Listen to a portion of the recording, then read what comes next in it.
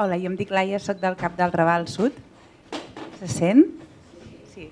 I volia comentar el tema aquest que ha comentat l'últim ponent sobre l'autonomia dels pacients, que penso que és molt important, perquè d'alguna manera pot ser que la seva autonomia entri en conflicte amb el nostre compliment de les DPOs i penso que s'ha de tenir molt clar, sobretot amb el tema, per exemple, de vacunes o de coses, que el primer és allò per al que ell vol ser atès i la seva integritat i dignitat, i després, òbviament, l'objectiu de tenir un increment econòmic està,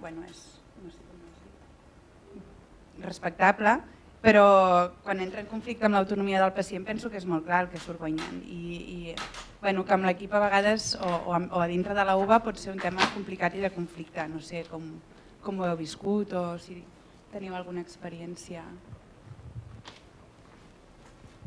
Això és un tema pervers perquè hi ha una part dels objectius que estan vinculats a l'equip, no?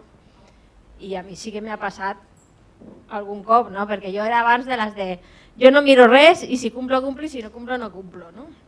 Bueno, primer em vaig plantejar si signava o no signava. No? Va ser com el meu primer dilema ètic i jo no sé si signar perquè si no ho trobo just millor no signo, però la gent em va dir però si són els teus diners i tens dret i no sé què, tu signa i després fes el que vulguis. No crec que fos una opció molt ètica, però al final vaig decidir agafar aquesta opció, de dir sou mal menor, signo, però no sé de què van els objectius, d'alguna manera. Aquesta va ser com la meva primera postura. I jo complia 100%, anava cobrant. Però no sé si em dóna la sensació que s'han anat complicant i amb una bona praxis només no arribes a complir, però sí que això per una banda i per una altra que s'han començat a vincular molt amb el tema de l'equip, i llavors comença a haver-hi una implicació molt important amb l'equip.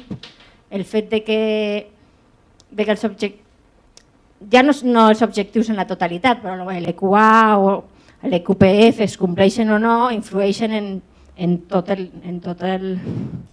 la financiació de l'equip i també en el fet que la resta de companys guanyin o no, o sigui, que puguin cobrar les DPOs o no. I jo sí m'ha passat de dir, jo és que d'això passo. Home, però és que no pots passar perquè això és una cosa de tot l'equip i que, clar, i si tu passes, nosaltres no hi ha enfrontaments ni res molt dramàtic, però sí que és una cosa que surt, no? I recordo també un any que amb les infermeres van sortir molt malament els objectius, no sé si te'n recordes tu? Va haver-hi un any com que una part de la gent no va cobrar i va haver-hi una mica de mal rotllo, no? I claro, és que no pot ser que passis, no? Com que has de fer, has d'estar pendent, no? I amb la meva UBA també alguna vegada hi ha hagut una mica no de conflicte, però de dir, però és que si no ho fas tu, clar, jo no arribo, no sé, coses que jo habitualment no faig, jo registrar l'alcohol és una cosa que no faig, o coses així molt bàsiques que dius, això, i clar, ho has de fer, i com una mica de pressió de l'equip que te condiciona. Ara jo ja miro les DPOs i ja més o menys, no sé si me sé l'EQA, l'EQPF, no sé si hi ha alguna més, però sobretot aquestes dues, que són com les més importants. Jo durant 8 anys he sigut la directora de l'equip on treballa la Marta, o sigui que aquesta pressió de l'equip en part ha estat generada, suposo, des de la direcció, el tema del compromís. Clar, llavors vas i t'enteres que no hi ha cap evidència de que les DPOs funcionin i dius, ei, he estat jo aquí esforçant-me molt per no sé ben bé què, no?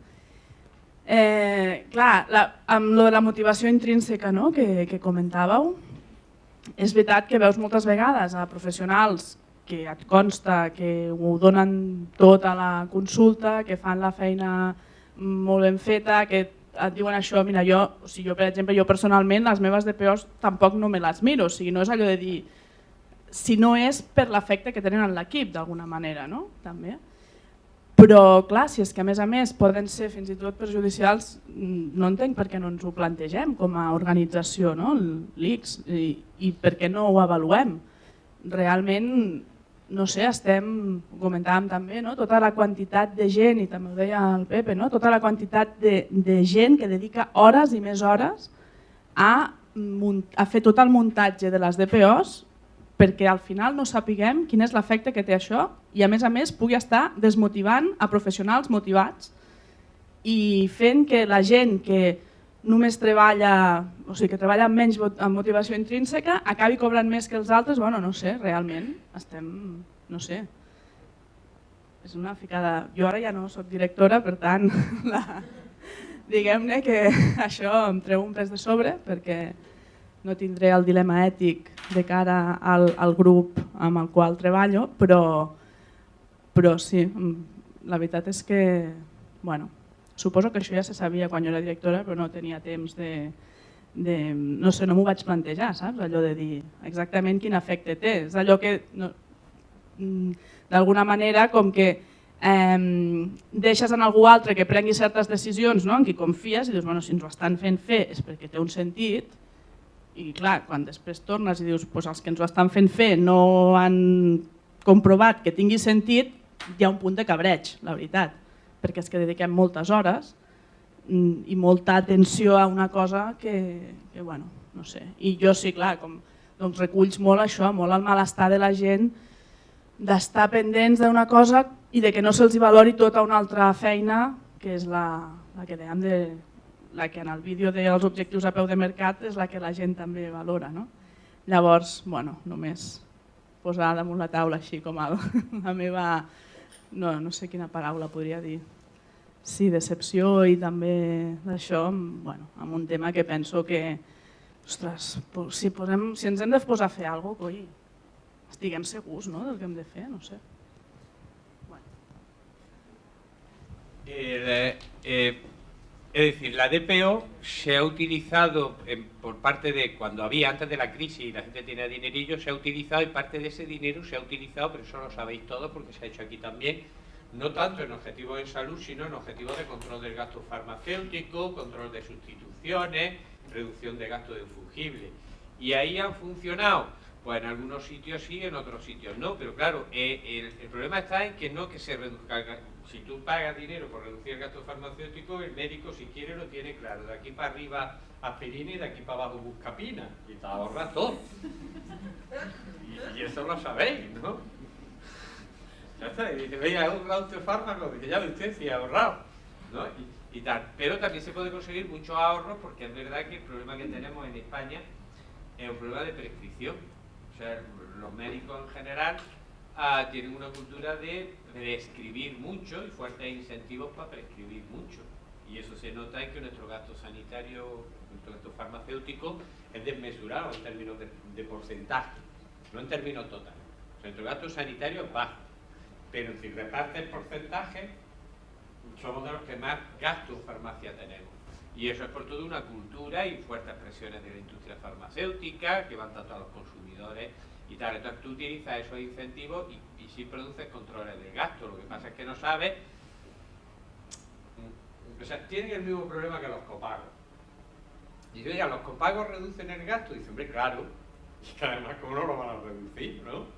El problema es que el copago no filtra demanda innecesaria o demanda necesaria. O sea, el copago reduce la demanda, pero tú no sabes si lo que estás reduciendo es una necesidad o es una demanda innecesaria. Aquí pasa igual, tú reduces fármacos, reduces sustituciones, claro, porque pagas incentivos, pero el problema es que no sabes qué implicaciones tiene ese estudio, o sea, eso no se sabe. En hospitalizaciones o en cosas no se sabe. No se sabe, porque, vamos, no se sabe. Si vamos a irnos a los sitios donde más potente es eso, que son las experiencias de privatización, ¿no? Los modelos tipo Alcira y que tienen fuerte presión, fuertes incentivos económicos. Claro, operan mucho y la estancia media es muy pequeña, pero tú no sabes cuál es la estancia, cuál es el gasto una vez que han salido de alta. Y es más, no sabes si luego han entrado en otro hospital de mayor complejidad, si ha habido una recidiva, si ha habido una rehospital. Nada de eso lo sabes. Entonces, date cuenta que el indicador es muy débil. Dice, oye, yo le pago a usted porque reduzca la estancia. Dice, ¿cómo puede reducir? Bueno, yo es que he trabajado, yo no nací en la universidad, yo estaba años en gestión de hospitales. Si a mí me daban como indicador, usted tiene que conseguir una bajada de las listas de espera de cirugía y tal. Pues yo me reunía con todos y conseguía la bajada. ¿Cómo? Desprogramando pacientes. Ya está. Cambiando las indicaciones de operación. Y ya este señor que antes era operable para cataratas, ya no es operable para cataratas. Ya baja la lista de espera. ¿Y he hecho algo? Sí, cambiar la indicación. ¿Y? No sé si... Porque hay muchos casos, no digo yo que y no digo que estamos haciendo mala práctica, porque hay casos que están claros y casos que no, pero en la medicina hay muchísimas cosas que es una ambigüedad que depende de la decisión del médico que conoce al paciente. No sé si... Entonces, ¿los incentivos funcionan para controlar gastos? Pero pues claro, pero el problema es que no sabes si tienen consecuencias indeseadas. No sé si... Soc Gladys Vendant, jo soc farmacèutica del SAP Esquerra. Respecte a la teva pregunta, no sé si està publicat o no, però en els inicis de que es va posar en marxa l'EQPF i tal, bueno, ja portaven 5 o 6 anys, sí que l'Arantxa Catalán va fer un estudi en el qual es veia que a part dels possibles avanços en seguretat, etc., per cada euro invertit en les DPOs s'havia tornat 4 o 5, o sigui que a nivell d'eficiència, sens dubte, és una cosa molt positiva. El que passa que no només això s'espera, s'espera que redundeixi sobretot en una major efectivitat i una major seguretat. Tot és complicat, tot és millorable, hi ha coses que són clarament evidents, o sigui, de l'ètica també, tot és tan complex, perquè què és ètic? O sigui, jo entenc que en el metge el que és tremendo, al meu punt de vista, és la gran divergència entre el camí que tenim a atenció primària i amb especialitzada, perquè amb ells mai s'ha entrat en aquest tema, tots sabeu que és una altra manera de fer una esquizofrènia, el pacient pel mig, llavors és molt complicat, realment és molt i molt complicat. La DPO sí que ajuda en certa manera, però no ha de ser mai una obsessió, perquè des del moment en què el metge o infermera ho visqui com una obsessió, és evident que és contraproduent, però que en certa manera ha ajudat, segur. Es tracta de ser sensat, cuidar molt les emocions, molt. A més, m'agrada molt el vídeo que heu fet perquè és la gent el que diu, i ells volen això. Tots són emocions, hi havia moltes emocions allà i potser l'organització no cuida les emocions, és que no pensa en les emocions i això és molt i molt important al meu parer, I també amb les DPOs és que, no sé si